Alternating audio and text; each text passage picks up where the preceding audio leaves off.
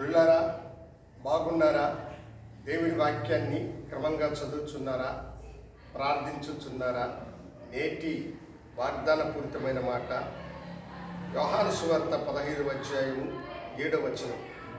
నా యందు మీరును మీ యందు నా మాటలను నిలిచియున్న ఎడల మీకేది ఇష్టమో అడుగుడి, అది మీకు అనుగ్రహింపబడును. ప్రభువైనటువంటి యేసుక్రీస్తు వారు చేసిన వాగ్దానములు శ్రేష్టమైన వాగ్దానము. ఈ వాగ్దానం ప్రభు ఇక్కడ చెబుతున్న మాటను గమనించండి.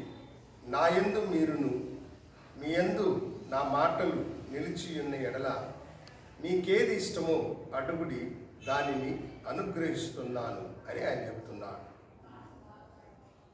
ఈ వాగ్దానం చేసేటప్పుడు మనుషులకైనా వ్యక్తులకైనా సమాజానికైనా ఎంతో ధైర్యము ఉండాలి. ఎందుకంటే మనుషుల యొక్క కోరికలు అంతులేనివిగా ఉంటాయి. మనుషుల యొక్క కోరికను తీర్చడము ఎవరికీ సాధ్యము కాదు. అయితే లోకరక్షకుడు సృష్టికర్త అయినటువంటి దేవునికి సమస్తము సాధ్యం. మీరేమడిగినా దానిని నేను అనుగ్రహించేదను, ఇచ్చేదనని ఆయన వాగ్దానం చేయించుకున్నాను.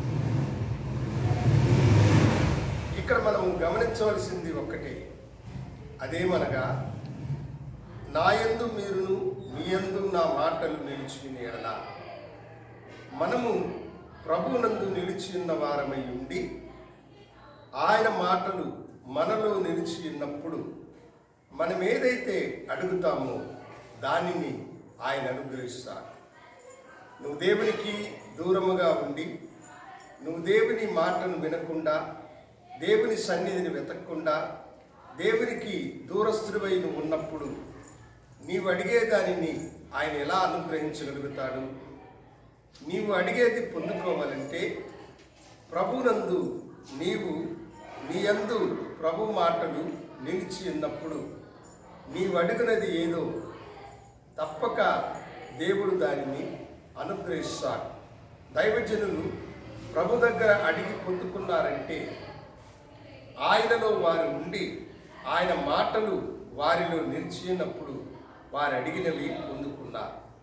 మీకు జ్ఞానము కావాలన్నా, నీ వ్యాధుల నుండి నువ్వు విడిపించబడాలన్నా, నీ కుటుంబము ఆశీర్వదించబడాలన్నా, నీ పిల్లల జీవితము ఆశీర్వాదకరముగా ఉండాలన్నా, ప్రభు మాటలు మీ యందు నిలిచి ఉన్నప్పుడు, ప్రభు యొక్క సన్నిధి మీకు తోడుగా ఉన్నప్పుడు మీరు అడిగేది తప్పకుండా ప్రభు మీకు అనుగ్రహించి మిమ్మలను ఆశీర్వదించుగాక.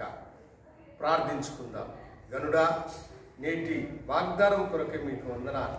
మీ బిడ్డలు నీ సన్నిధిలో అడుగు వాటిని మీరు అనుగ్రహించి ఆశీర్వదించమని యేసు నామమున అడిగి వేడుకొంచున్నాము తండ్రి. ఆమేన్. శుభోదయం. ప్రభు మిమ్మల్ని దీవించునుగాక. ఆమేన్.